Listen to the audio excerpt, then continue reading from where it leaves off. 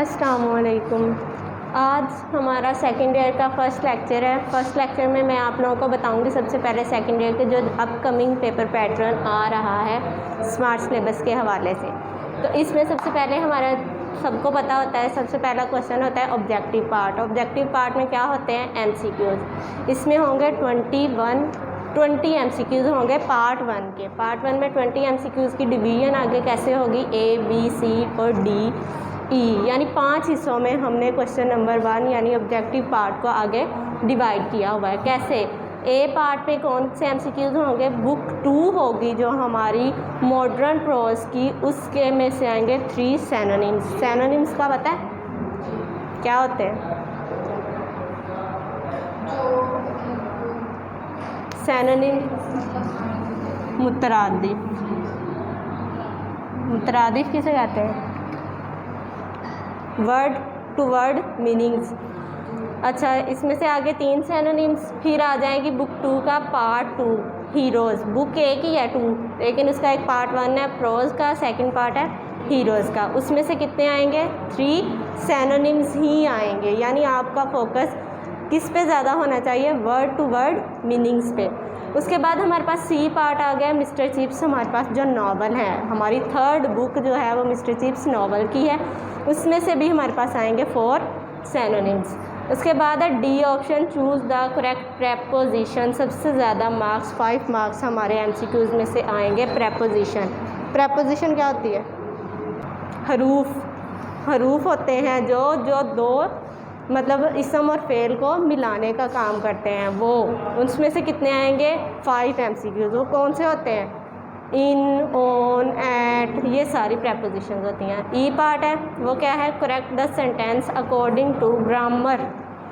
5 MCQs उसमें से होंगे। ग्रामर यानी आपके टेंसेस में से हो सकती हैं। उसके बाद एक्टिव पैसिव। उसके बाद आपकी यहाँ पे होती है ज़्यादातर नरेशन डायरेक्ट इनडायरेक्ट जिसे हम कहते हैं। 5 MCQs यानी आपका मेन फोकस ज़्यादा इस पे होना चाहिए। ग्रामर पोर्शन सिर्फ ये 2 हैं। ये आपकी बुक है, जब आप बुक पढ़ेंगे ये तो आपको उसमें से नॉर्मली हम कंडक्ट कर ही लेते हैं। इसके बाद हमारा सेकंड पार्ट कौन सा होता है? Subjective part. वो क्वेश्चन नंबर किससे शुरू हो रहा होता है? 2 से शुरू हो रहा होता है। इसके बाद हमारा आ गया है सब्जेक्टिव पार्ट। हमारा सब्जेक्टिव पार्ट होता है 80 मार्क्स का। 20 हो गए ऑप्शंस के, 80 मार्क्स का बाकी सब्जेक्टिव। ऑप्शंस वाला कौन सा क्वेश्चन था? Question number 1। तो ये पेपर कहाँ से शुरू होगा? क्वेश्चन नंबर 2 से। 2 में सबसे पहला क्वेश्चन होगा 9 शॉर्ट क्वेश्चंस आपने अटैम्प्ट करने हैं। वो किस में से आएंगे? बुक 2 से। वो पार्ट उसका 1 पार्ट कौन सा है? Modern prose. उसमें से आपने अटैम्प्ट करने हैं कोई से भी 6 2 नंबर का एक क्वेश्चन कितने हो गए? 12 नंबर। उसके बाद क्वेश्चन नंबर 3 आएगा फ्रॉम बुक 2 पार्ट 2। अब पार्ट 2 कौन सा था?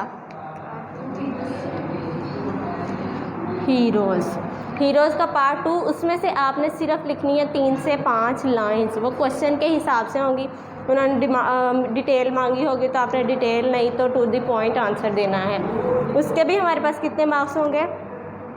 12 मार्क्स होंगे एक क्वेश्चन के 2 और ओवरऑल 12। इसमें से भी हमने 6 अटैम्प्ट करने हैं, इसमें से भी 6 अटैम्प्ट करने हैं। उसके बाद 4 क्वेश्चन नंबर आ रहा है 12 short questions from novel goodbye mister Chips, जो आपका सेकंड ईयर का एक इकलौता नावल है। वो है मिस्टर चिप्स। सिर्फ सेकंड ईयर की बुक में है, बाकी आपने 9, 10 फर्स्ट ईयर में नहीं नावल पढ़े होंगे। उसमें भी आपने 3 से 5 लाइनों का आंसर देना है और वैलिड आंसर देना है।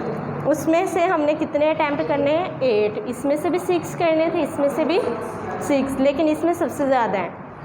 उसमें से 16 मार्क्स का पेपर आएगा आपके नावल में से।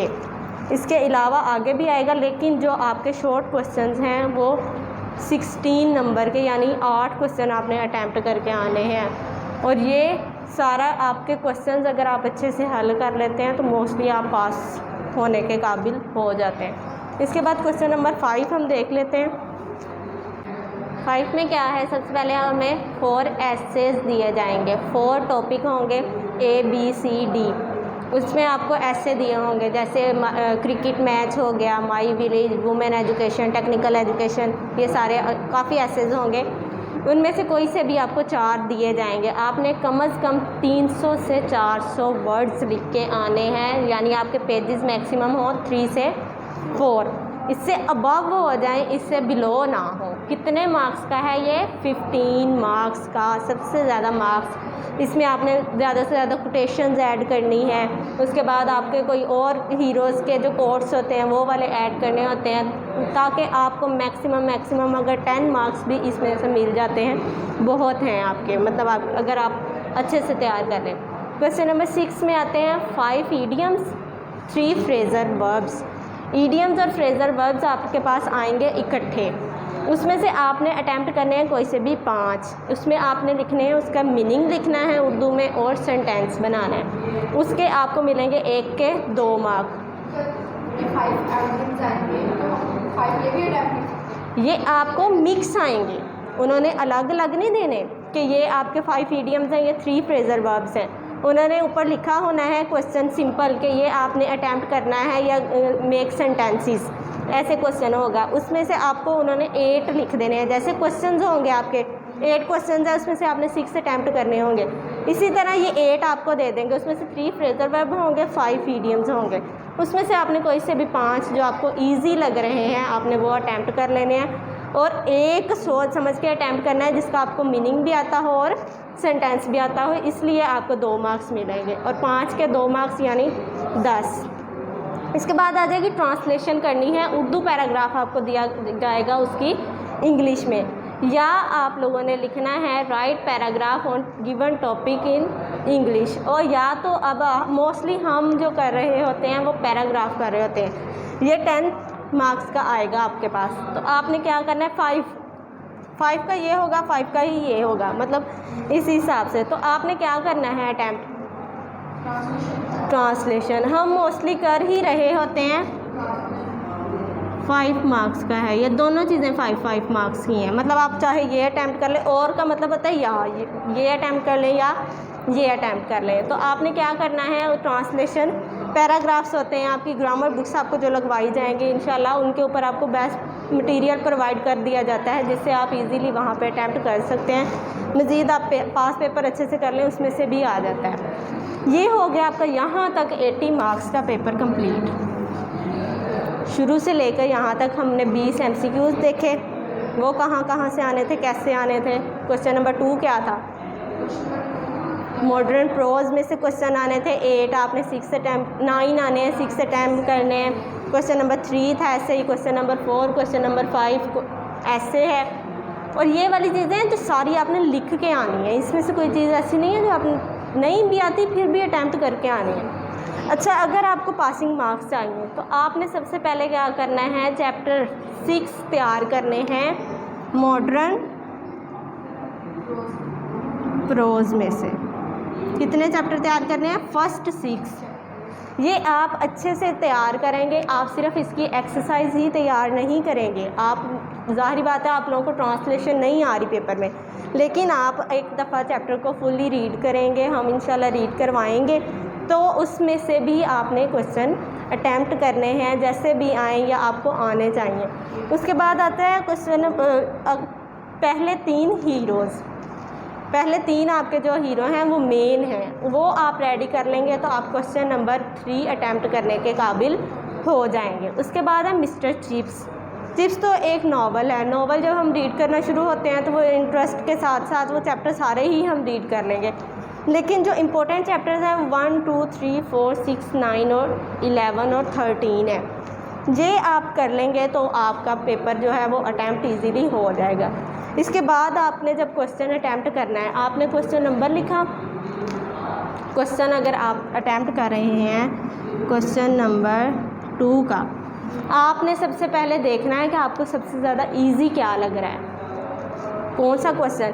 अगर आपको इजी वहाँ से जाकर 8वां क्वेश्चन भी इजी लग रहा है तो आपने 8 ही अटैम्प्ट कर लेना है। क्वेश्चन नंबर 2 लिख लिया हमने, question number 2 solve question number 2, ऐसे 8 की हेडिंग दी, यहाँ पर उसकी हेडिंग दे के यहाँ से आपने आंसर लिखना शुरू कर देना है। मतलब हमेशा सबसे ईजीएस्ट जो आपको और जिसका टू दी पॉइंट एग्जैक्ट आपको आंसर पता है, आपने वो अटैम्प्ट करना है, बेशक वो लास्ट क्वेश्चन क्यों ना हो। इसी तरह बाकी क्वेश्चंस में से भी फिर आपने अगर 2 आ रहा है तो आपने हेडिंग 2 की ही देनी है। सबसे पहले अगर आप 8 अटैम्प्ट करें क्वेश्चन तो हेडिंग भी 8 की ही देंगे, ये मेन चीज़ इसमें। क्वेश्चन नंबर 8 है तो 8, 2 है तो 2। अब हमने ये नहीं देखना हम फर्स्ट नंबर पे 8 लिख रहे हैं तो यहाँ पे हम फर्स्ट लिख दें, ऐसा नहीं। तो ये आपने सबसे पहले क्या करना है, जो आपको ईजीएस्ट लग रहे हैं आपने वो अटैम्प्ट करके आने हैं। इंशाल्लाह अगर आप ये फॉलो करेंगे तो आपका पेपर बहुत ही अच्छा हो जाएगा और कल से हम तैयारी शुरू करेंगे। शुक्रिया।